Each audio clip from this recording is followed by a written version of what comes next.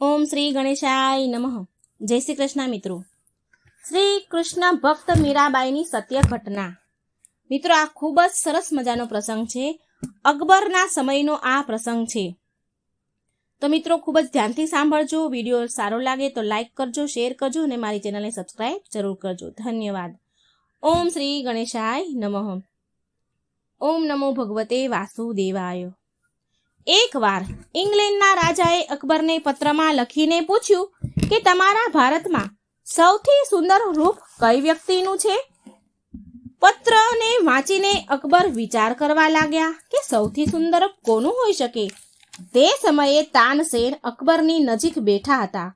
તો અકબરે તાનસેનને પૂછ્યું કે શું તમને ખબર છે તાનસેન કે આપણા ભારતમાં સૌથી સુંદર રૂપ કોનું છે?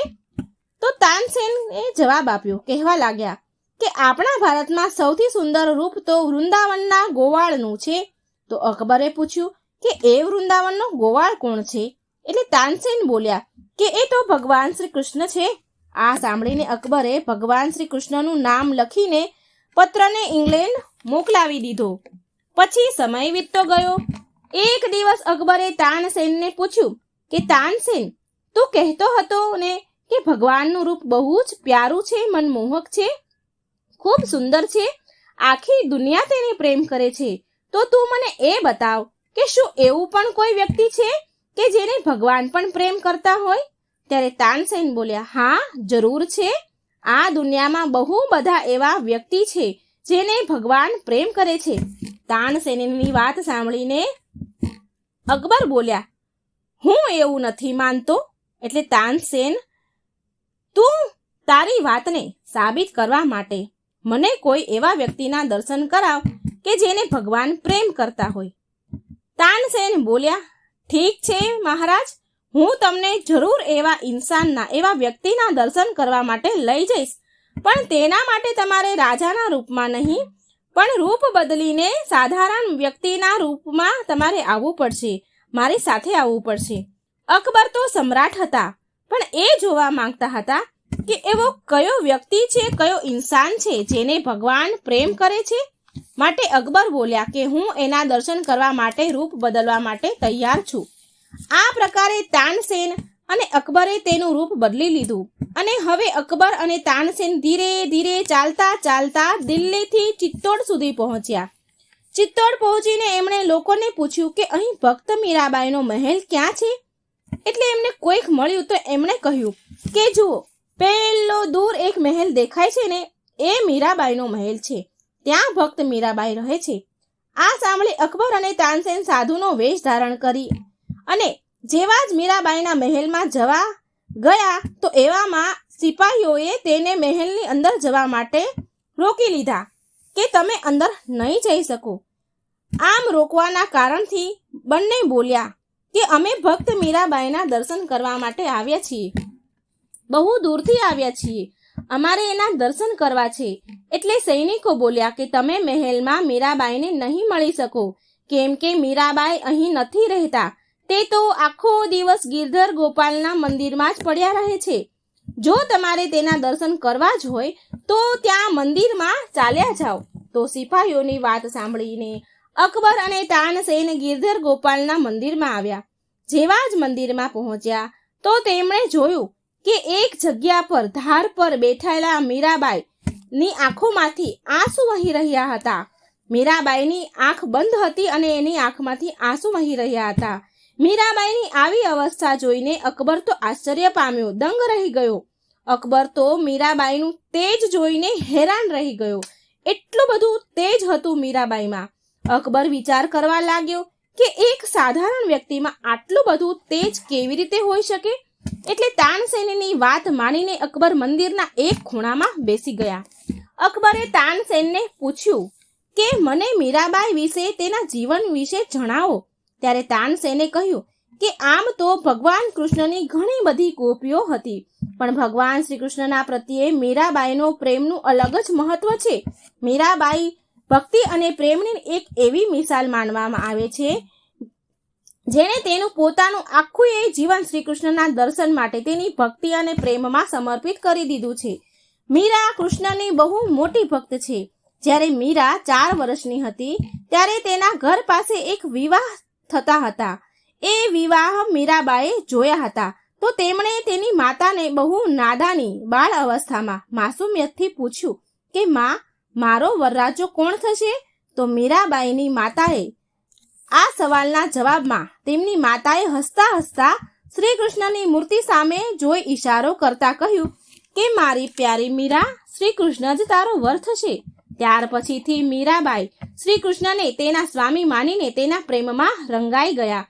થોડા સમય પછી મીરાના માતાનું મૃત્યુ થઈ ગયું. જ્યારે મીરા મોટી થઈ ગઈ તો તેના મનમાં એ વિશ્વાસ હતો કે ભગવાન શ્રી કૃષ્ણ તેમની સાથે લગ્ન કરવા માટે જરૂર ને જરૂર આવશે. મીરાબાઈ બહુ જ સુંદર સ્વભાવના હતા, કોમળ સ્વભાવના હતા. તે બહુ જ સુંદર અવાજમાં ગીત ગાતા હતા, મીઠા મધુર અવાજમાં ગીત ગાતા હતા. પણ મીરાના લગ્ન મેવાડના રાજા મહારાણા સાંગાના પુત્ર રાણા સાથે થયા.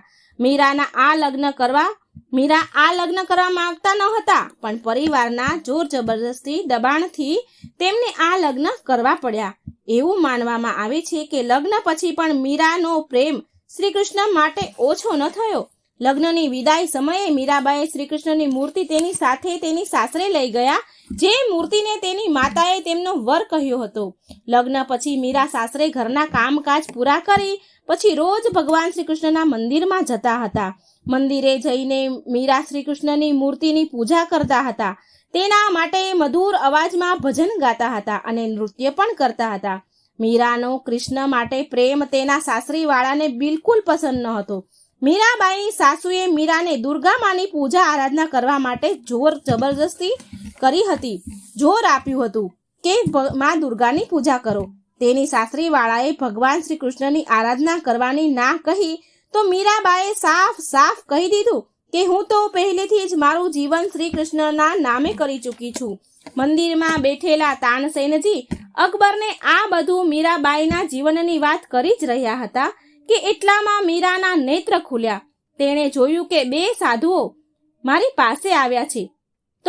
તો મીરાબાઈએ બહુ સન્માન સાથે આદરપૂર્વકથી એ 2 સાધુની સેવા કરી. તાનસેન અને અકબર બનીને આવ્યા હતા એની સેવા કરી. અકબર તો શાંત રહ્યા, પણ તાનસેન મીરાબાઈને કહે છે કે મને ભજન ગાતા આવડે છે મીરાબાઈ, શું હું તમારા ગિરધર ગોપાલને એક ભજન સંભળાવી શકું છું? તો મીરાબાઈ કહે, હા જરૂર સંભળાવો. તાનસેને એક બહુ જ સુંદર ભજન ગાયું. એ ભજન સાંભળીને મીરાબાઈ તો અત્યંત વધારે ખુશ થયા અને તાનસેનનો વેશ બદલીને ચિત્તોડગઢના મંદિરમાં મીરાના ભજન સાંભળવાની આ ઘટના એ મીરાનું બધું જ પૂરી રીતે જીવન બદલી નાખ્યું. આ ઘટનાએ એનું જીવન આખું પરિવર્તન કરી દીધું. જ્યારે એ બંને ત્યાંથી જવાના હતા ત્યારે અકબરના મનમાં એક વિચાર આવ્યો. અકબરે મીરાના પવિત્ર ચરણ સ્પર્શ કર્યા, પગે લાગ્યો અને કિંમતી ઝવેરાતની માળા શ્રી કૃષ્ણની મૂર્તિની આગળ મૂકી દીધી. એટલે મીરા કહે છે, આની કોઈ જરૂરત નથી. કૃષ્ણને તો માત્ર ભક્તિ અને પ્રેમ જોઈએ છે. આ જ તેની મોતીની માળા છે. તમારી આ મોતીની માળા પાછી લઈ જાઓ. તો અકબરે જીદ કરીને કહેવા લાગ્યા કે મારી આ જ ઈચ્છા છે કે હું આ માળા ગિરધર ગોપાલના ચરણોમાં ભેટ કરું. આમ કહી કિંમતી માળા અકબર ગિરધર ગોપાલના ચરણોમાં મૂકીને ચાલ્યા ગયા. અકબરના ગયા પછી મીરાબાઈએ માળા સાફ કરીને ભગવાન શ્રી કૃષ્ણના હાથોમાં ચડાવી દીધી. જ્યારે તે માળા ભગવાન કૃષ્ણના અંગ પર ચડી તો ધીરે ધીરે એ માળાની ચર્ચા ચારેય બાજુ ફેલાઈ ગઈ. એ માળાને જોવા માટે બહુ લોકો આવવા લાગ્યા. એ દિવસોમાં મીરાબાઈની નણંદ ઉદાબાઈ પણ ત્યાં હતા. જ્યારે ઉદાબાઈએ તે મોંઘી મોતીની માળા ત્યાં જોઈ મંદિરમાં તો તે હેરાન રહી ગઈ અને વિચારવા લાગી કે અવશ્ય કોઈ રાજા અહીં આવ્યો હશે. ત્યાર પછી ઉદાબાઈ મીરાબાઈની નણંદે તેને બદનામ કરવાની કોશિશ કરી. ઉદાબાઈએ તેના ભાઈ રાણા એટલે કે મીરાબાઈના પતિને કહ્યું કે મીરાનો કોઈ સાથે પ્રેમ સંબંધ છે અને એણે મીરાને એ વ્યક્તિ સાથે જોયો છે. આ સાંભળીને રાણા બહુ જ ગુસ્સે થયા અને અડધી રાત્રે બહેન ઉદાબાઈ સાથે મંદિરમાં પહોંચ્યા. મંદિરમાં જઈને રાણાએ કૃષ્ણની મૂર્તિ સાથે એકલા જ વાત કરતા જોયા મીરાબાઈને. તો મીરાબાઈ રાણાને બહુ ક્રોધ આવ્યો. ત્યાર પછી તેમણે ગુસ્સામાં આવીને મીરાને કહ્યું, જઈને કહે છે કે ડૂબી મરો અને જીવનમાં ક્યારેય તમારો ચહેરો ન દેખાડો. તમારા લીધે મારી અને મારા પરિવારની બહુ બદનામી થઈ છે. તમે અમને લાંછિત કર્યા છે, કલંકિત કર્યા છે. આના જવાબમાં મીરાબાઈ શ્રી કૃષ્ણની મૂર્તિ સામે ઈશારો કરીને કહે છે કે આ મારા સ્વામી છે, આની સાથે મારા લગ્ન થયા છે. ત્યાર પછી રાણાએ તેની કહેલી વાતનું પાલન કર્યું. રાણાની કહેલી વાતનું પાલન કર્યું મીરાબાઈએ, અને તે ગોવિંદ ગિરધારી ગોપાલ જપતા જપતા શ્રી કૃષ્ણના વિચારોમાં નાચતા ગાતા નદીની તરફ આગળ વધવા લાગ્યા. જેવા જ મીરાબાઈ તે નદીમાં કૂદવા જાય છે ત્યાં તો કોઈક તેનો હાથ પકડી લે છે અને તેને નદીમાં પડતા બચાવી લે છે.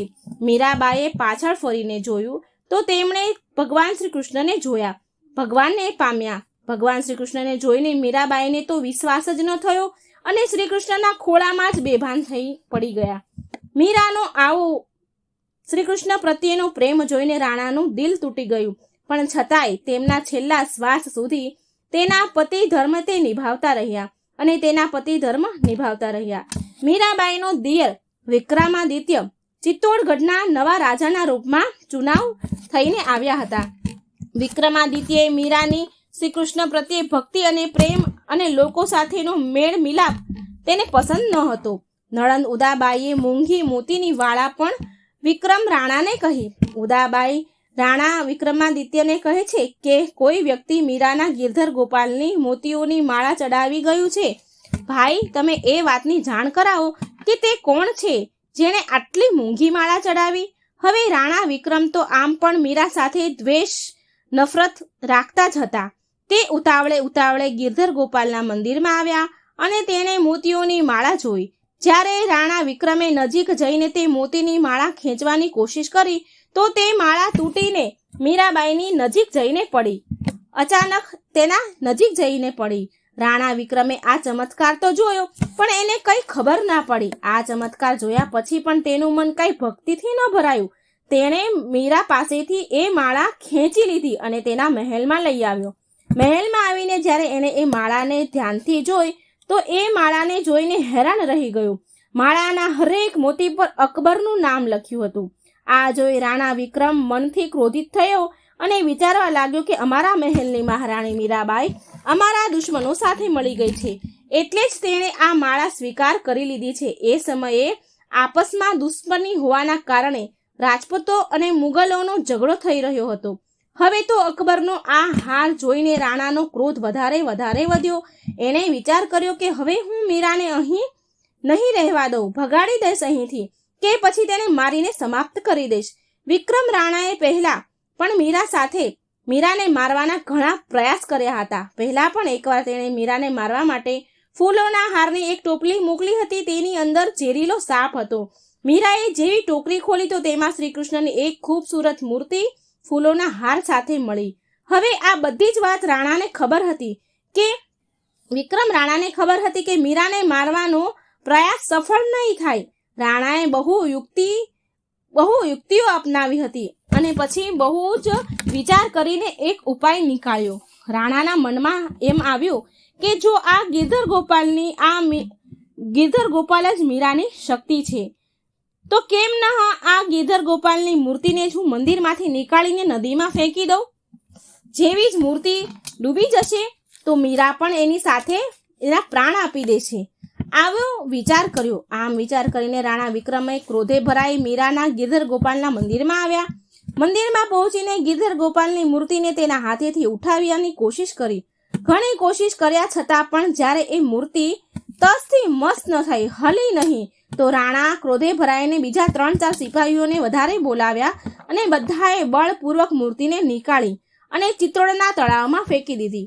જેવી એ મૂર્તિ ફેંકવામાં આવી તો મીરાના પ્રાણ તો ગળામાં આવી ગયા, કંઠે આવી ગયા. ભક્ત ભગવાન વિના કેવી રીતે રહી શકે? જે તળાવમાં મૂર્તિ ફેંકવામાં આવી એ તળાવમાં મીરાએ પણ છલાંગ લગાવી દીધી, કૂદકો માર્યો. જેવા મીરાબાઈ તળાવમાં છલાંગ લગાવી તો કહેવાય છે કે ગિરધર ગોપાલની મૂર્તિ મીરાના હાથમાં આવી ગઈ. આની સાથે બીજો ચમત્કાર એ થયો કે આ એટલો મોટો અલૌકિક ચમત્કાર હતો કે જેના વિષયમાં તો રાણાએ વિચાર્યું પણ ન હતું. મીરાએ ચિત્તોડગઢમાં પાણીમાં નદીમાં છલાંગ લગાવી હતી, તો એમને ચિત્તોડના તળાવમાં જ નીકળવું જોઈએ, પણ એના બદલે એ નીકળ્યા વૃંદાવનમાં યમુના નદીમાંથી નીકળ્યા. યમુના નદીના અંદરથી નીકળ્યા, જ્યાં ભગવાન શ્રી કૃષ્ણનો નિવાસ હતો. જ્યારે મીરાએ ત્યાં નીકળીને જોયું તો મીરા જોઈને હેરાન રહી ગયા કે એ તો કૂદ્યા હતા ચિત્તોડના તળાવમાં, પણ નીકળ્યા અહીં વૃંદાવનની યમુના નદીમાં. મીરાબાઈ તો સમજી ગયા કે આ તો ભગવાન શ્રી કૃષ્ણનો જ પ્રતાપ છે. મીરા મૂર્તિને લઈને બહાર આવ્યા. હવે એ વૃંદાવનમાં રહીને ભગવાનની ઉપાસના કરવા લાગ્યા, ભક્તિ કરવા લાગ્યા. જ્યારે આ વાતની ખબર રાણા વિક્રમને પડી તો એમને થોડો ગુસ્સો આવ્યો કે તેણે ફરી મીરાને ચિત્તોડ લાવવા માટે પ્રયત્ન કર્યા. રાણા વિક્રમ ઈચ્છતો ન હતો કે સમાજમાં તેની વાતો થાય. લોકો એવું કહે કે રાણા સાંગાની પુત્રવધુ વૃંદાવનમાં સંતો સાથે ભક્તિ કરી રહી છે. રાણા વિક્રમ ઈચ્છતો હતો કે હું કોઈ પણ રીતે મીરાને ફરી મનાવીને મહેલમાં લઈ આવું અને મહેલમાં લાવીને તેને અનેક પ્રકારથી યાતના આપું અને મીરાની ભક્તિમાં વિઘ્ન નાખું. રાણાનો આ પ્રયાસ પણ સફળ થઈ ગયો. મિત્રો, એ ગમે તેમ કરીને મીરાબાઈને મનાવીને મહેલ પાછા લઈ આવ્યા અને પછી તેને મીરાની ભક્તિમાં વિઘ્ન નાખવાના શરૂ કર્યા. બહુ પ્રયાસ કર્યા.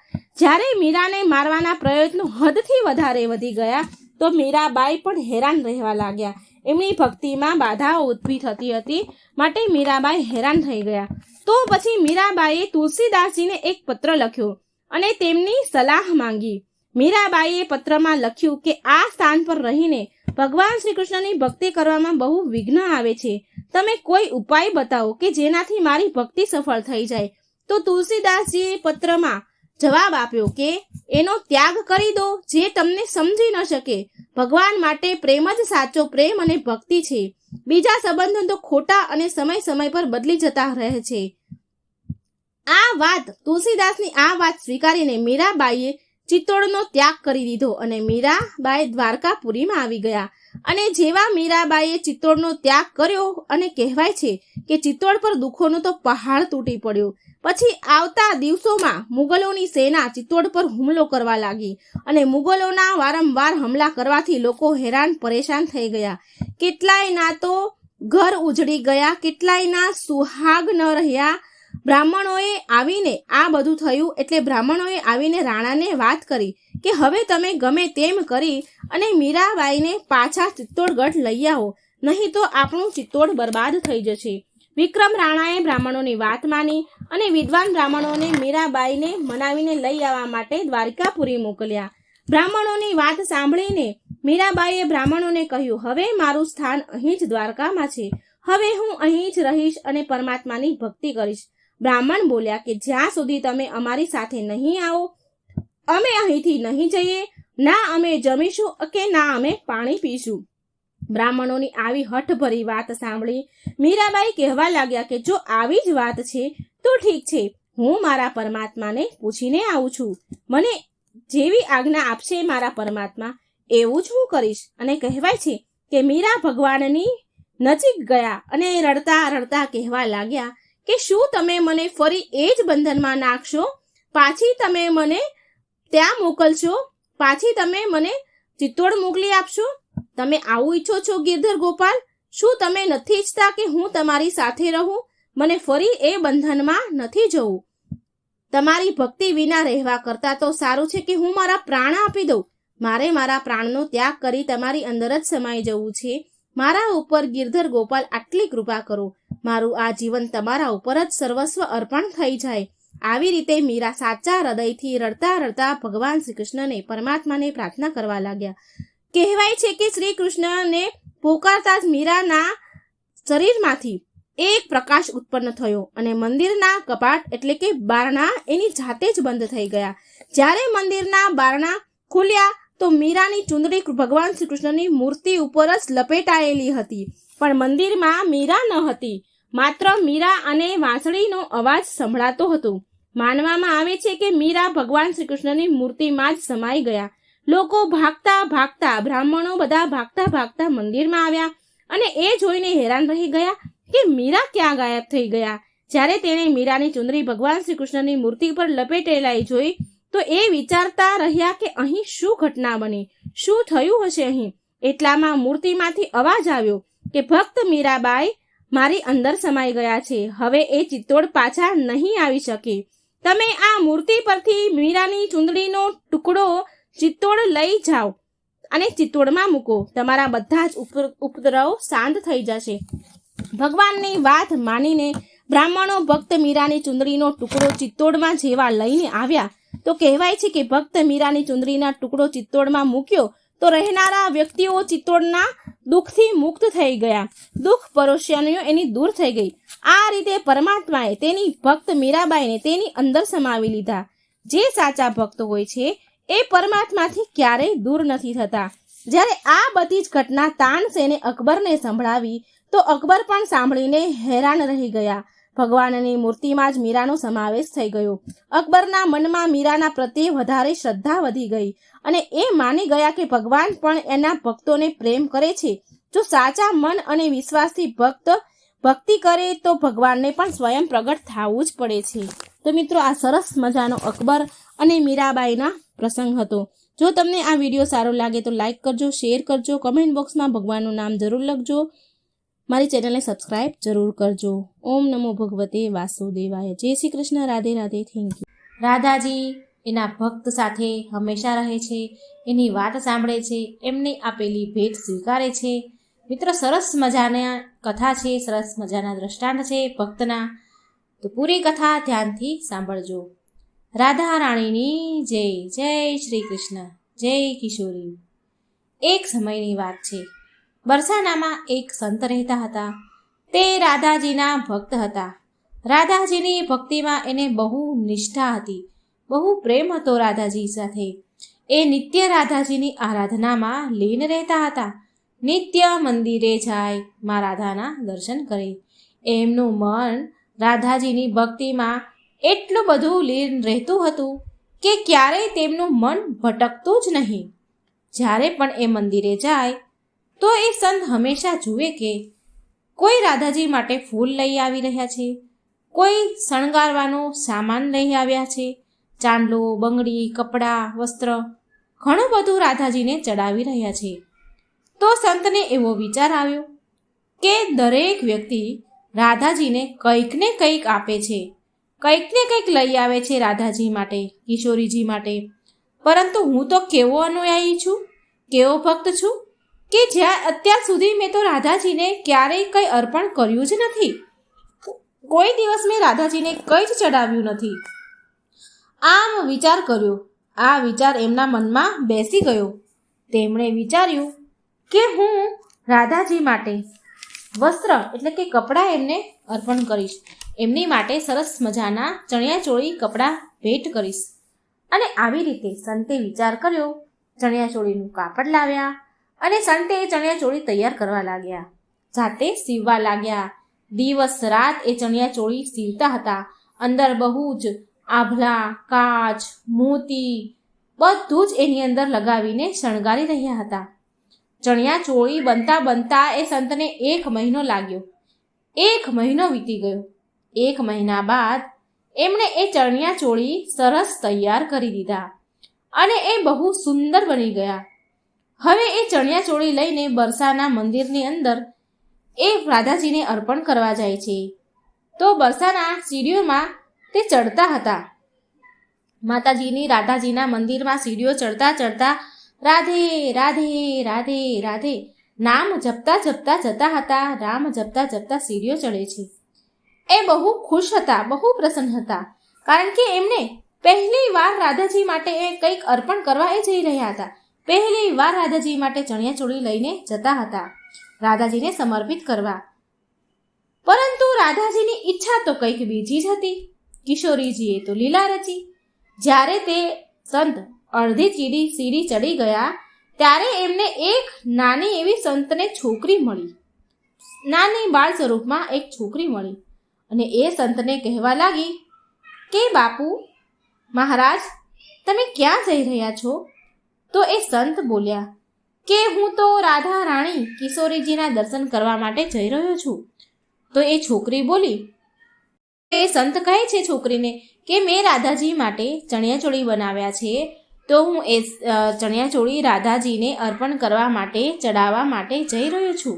બધા રાધાજીને કંઈક ને કંઈક આપે છે ને, તો આજે હું પણ કપડાં આપવા જઈ રહ્યો છું. ચણિયાચોળી મેં મારા હાથે બનાવ્યા છે, મહિનાથી બનાવતો હતો, અને મારા હાથે બનાવેલા ચણિયાચોળી હું રાધાજીને આપવા જઈ રહ્યો છું. એટલે એ છોકરી બોલી, જે નાની એવી છોકરી બાળ સ્વરૂપમાં હતી, એ સંત મહાત્માને કહે છે કે રાધાજીને તો બધા કંઈક ને કંઈક આપે જ છે, વસ્ત્ર, કપડાં, ઘરેણાં, કંઈક ને કંઈક આપે છે, ચણિયાચોળી બધા જ આપે છે. તમે એવું કરો, આ ચણિયાચોળી મને આપી દો. એમની પાસે તો અનેક ઢગલો કપડાં છે, માટે આ ચણિયાચોળી મને આપી દો. તો એ સંત બોલ્યા, નહીં નહીં બેટા, આ ચણિયાચોળી તો મેં બહુ મહેનતથી, બહુ પ્રેમથી રાધાજી માટે તૈયાર કર્યા છે. હું તારા માટે બજારમાંથી બીજા લઈને તને આપી દઈશ. પણ હવે એ છોકરી જીદ પર આવી ગઈ. એણે તો હઠ પકડી કે ના, મને આ ચણિયાચોળી આપી જ દો. સંતનો એને હાથ પકડ્યો અને બોલી, ના, મને તો આ તમારી પાસે છે એ જ ચણિયાચોળી મને જોઈએ છે. મને બીજી કોઈ ચણિયાચોળી નથી જોતી. મને આ આપી જ દો, આપી જ દો. આવી હઠ પકડી. તે છોકરીની જીદ કરવા પર સંત દ્રઢતાપૂર્વક બોલ્યા, નહીં નહીં બેટા, હું આ ચણિયાચોળી તને નહીં આપી શકું. અને આમ વાત કરતા એ છોકરીએ સંતના હાથમાંથી ચણિયાચોળી આંચકી લીધી અને દોડી ભાગવા લાગી. ફટાફટ આંચકીને ભાગવા લાગી.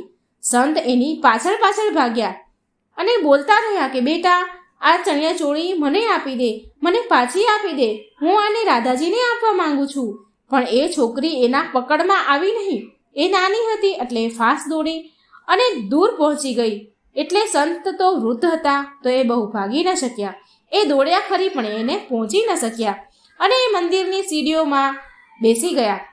મંદિરની સીડીઓ પર બેસી ગયા અને ત્યાં રડવા લાગ્યા. એ વૃદ્ધ હતા એટલે ભાગી શક્યા નહીં, અને મંદિરની સીડીઓમાં બેસીને રડવા લાગ્યા. હવે એ રડતા હતા, એને જોઈને ત્યાં આવવા જવાવાળા લોકો, ભક્તો સંતને રડતા દુઃખી અવસ્થામાં જોઈને એ રડવાનું કારણ પૂછે છે. આવી અવસ્થાનું કારણ પૂછ્યું તો સંતે એમને બધી વાત કરી કે કેવી રીતે એ બાળકી ચણિયાચોળી લઈને ભાગી ગઈ, જે એ પ્રેમથી રાધાજીને અર્પણ કરવા માટે લાવ્યા હતા. હવે લોકોએ સંતને આશ્વાસન આપતા શાંત પાડતા કહ્યું કે કંઈ વાંધો નહીં, એ વસ્ત્ર તો પાછા નહીં આવે. પણ હવે ચાલો, રાધાજીના દર્શનના દ્વાર ખુલવાના છે, રાધાજીના દર્શન કરી લઈએ. એટલે સંત મંદિર તરફ ગયા અને મનમાં વિચારતા હતા કે મેં તો એવું શું અપરાધ કર્યો હે કિશોરીજી, હે રાધાજી, તમે ન ઈચ્છતા હતા કે હું તમને ચણિયાચોળી અર્પણ કરું. લાગે છે કદાચ હું પાપી છું. તમારી ઈચ્છા નહીં હોય મારા હાથની બનાવેલી ચણિયાચોળી પહેરવાનું, નહીં તો તમે આવું કેમ કરો? તમારી ઈચ્છા જ નહીં હોય. હું નક્કી પાપી છું. આમ વિચાર કરતા હતા. વિચારમાં ડૂબેલા મંદિરમાં જતા હતા, પણ હજી દર્શનના કપાટ ખુલ્યા ન હતા. એ મંદિરની બહાર ઊભા હતા, દર્શનની વાટ જોઈ રહ્યા હતા કે દ્વાર ખુલે અને રાધાજીના દર્શન થાય. વાટ જોઈને ઊભા ત્યારે મંદિરના પટ થોડી વારમાં ખુલ્યા. જે તેની આંખોની સામે દ્રશ્ય હતું એ જોઈને તેમની આંખોમાં આંસુ આવી ગયા. રાધાજીની મૂર્તિમાં એ ચણિયાચોળી પહેરાવેલા હતા, જે ચણિયાચોળી છોકરી સંતના હાથમાંથી લઈને ભાગી ગઈ હતી. આ જોઈને એમની આંખો તો નમ થઈ ગઈ. એમની આંખોમાં આંસુ વહેવા લાગ્યા અને સંત બોલ્યા, હે રાધા રાણી, મેં આ ચણિયાચોળી તો તમારા માટે જ બનાવ્યા હતા. શું તમે એટલી વાટ ન જોઈ શક્યા કે તમે આ મારા હાથમાંથી છૂટવીને આંચકીને લઈ ગયા? ત્યારે સંતને એક દિવ્ય અવાજ સંભળાયો કે હે સંત મહારાજ, હે બાબા, તમે આટલા પ્રેમથી, મહેનતથી, આટલા ભાવથી આ ચણિયાચોળી બનાવી છે.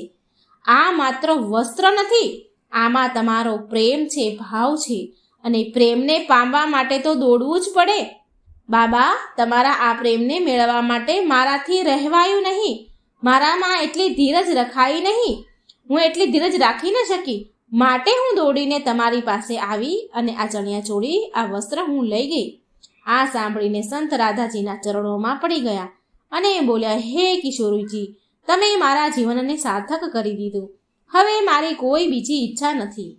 બોલો રાધા રાણીની જય, કૃષ્ણ મુરારીની જય. આ વાર્તામાં મિત્રો આપણે એ શીખીએ, એ જાણવા મળે છે કે આ સાચા મનથી, સાચા ભાવથી જો આપણને ભગવાનને કોઈ પણ વસ્તુ અર્પણ કરીએ છીએ તો ભગવાન એનો સ્વીકાર જરૂર કરે છે. વસ્તુની કિંમત નથી જોતા પ્રભુ, મનનો ભાવ જોવે છે. સસ્તી મોંઘી નથી જોતા. હવે આપણે રાધાજીની આવી જ બીજી વાર્તા સાંભળીએ કે એક બીજી માતા રાધાજીની વાર્તા છે, ભક્તિની કથા છે. રાધાજીના જન્મસ્થાન બરસાનામાં એક ધર્મનિષ્ઠ સમૃદ્ધ શેઠ રહેતા હતા. રામ મોહન એમનું નામ હતું. તેમના પરિવારમાં એમને 4 દીકરા અને 4 વહુઓ હતી. ઘણા સમય પહેલાં જ તેમની પત્ની મૃત્યુ પામી હતી. બહુ સમય થઈ ગયેલો હતો. શેઠજી પાસે ધન સંપત્તિ તો અપાર હતી, કોઈ કમી ન હતી ધનની.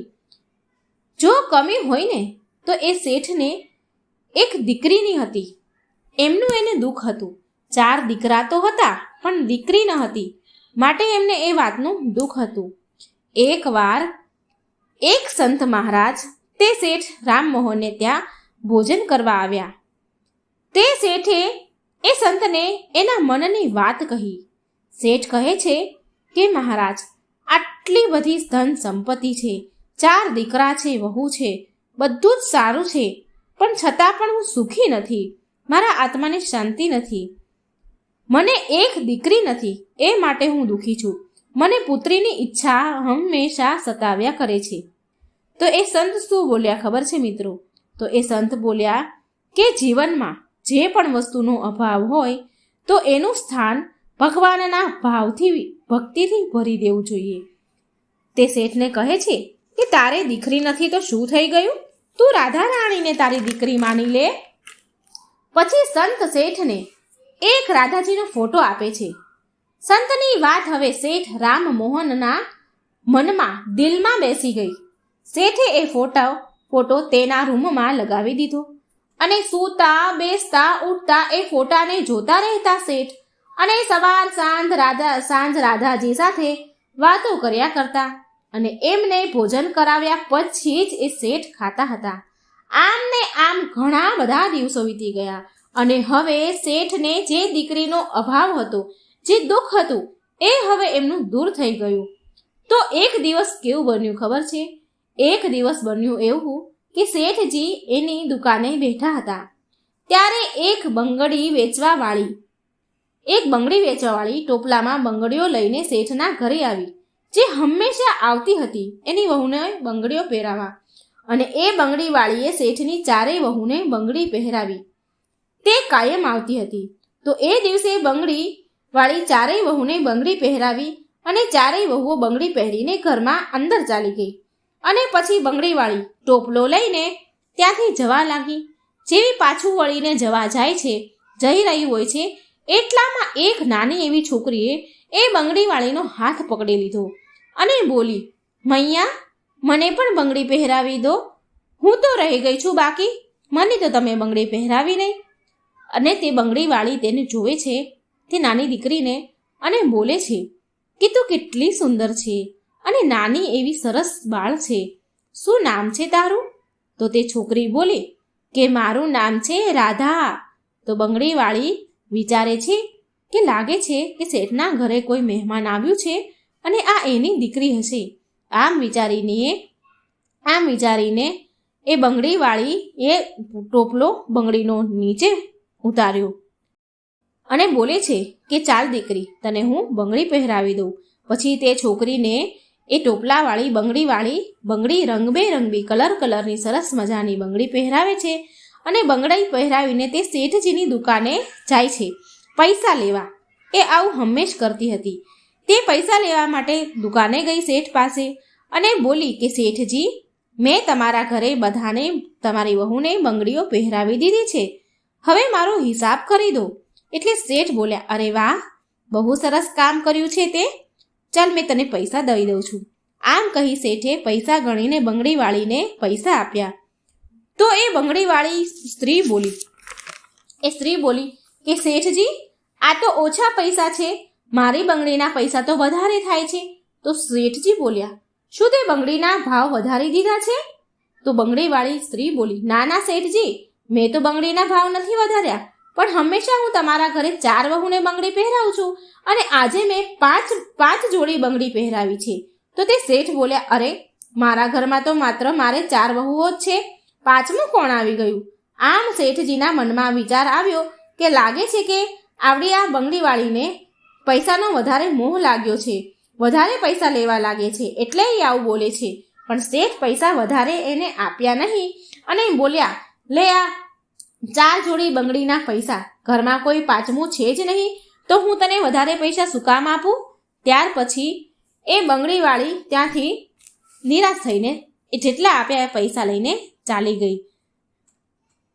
પછી શેઠ ઘરે આવ્યા અને તેની વહુને પૂછ્યું કે વહુ, શું તમારા 4 સિવાય કોઈ 5મું વ્યક્તિ હતું જેને બંગડી પહેરી હતી?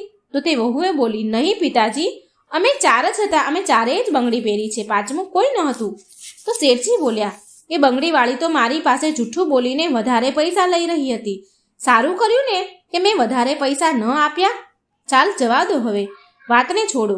લાવો વહુઓ, મને ભોજન આપો. હું રાધા રાણીને ભોગ લગાવી અને હું ભોજન કરી લઉં.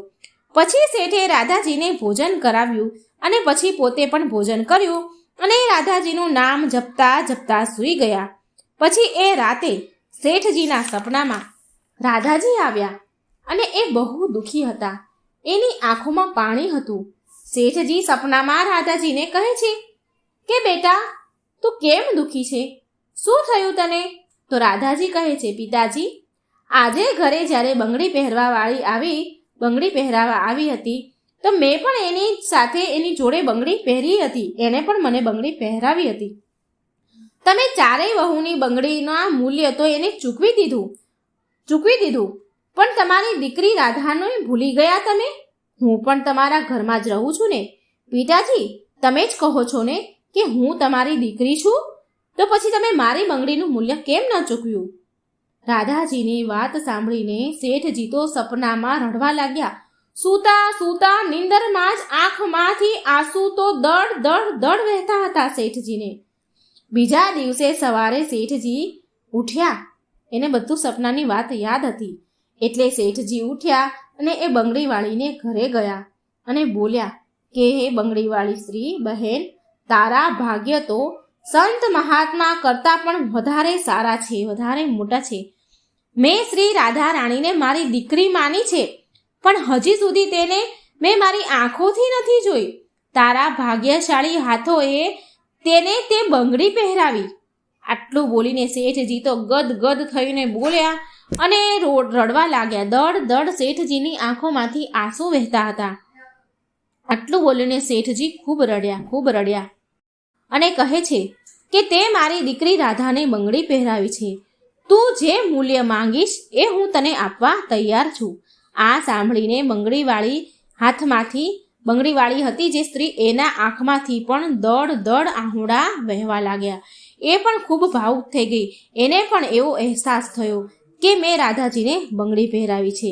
તે પોતાને બહુ ભાગ્યશાળી મહેસૂસ કરવા લાગી.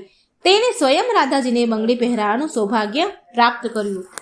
તો મિત્રો, આ છે આપણા રાધાજી, ભક્તો ઉપર પ્રેમ ભાવ રાખવાવાળા. સાચા મનથી જો યાદ કરો તો ભગવાન જરૂર આવે છે. એ આ વાર્તામાંથી આપણને શીખ મળે છે. બસ આપણી ભક્તિ અને આપણો ભાવ સાચો હોવો જોઈએ, કપટ ન હોવું જોઈએ. તો મિત્રો, જો વાર્તા સારી લાગે તો વિડીયો લાઈક કરજો, શેર કરજો અને આ ચેનલને સબસ્ક્રાઈબ જરૂર કરજો. જય શ્રી કૃષ્ણ, રાધે રાધે, થેન્ક યુ.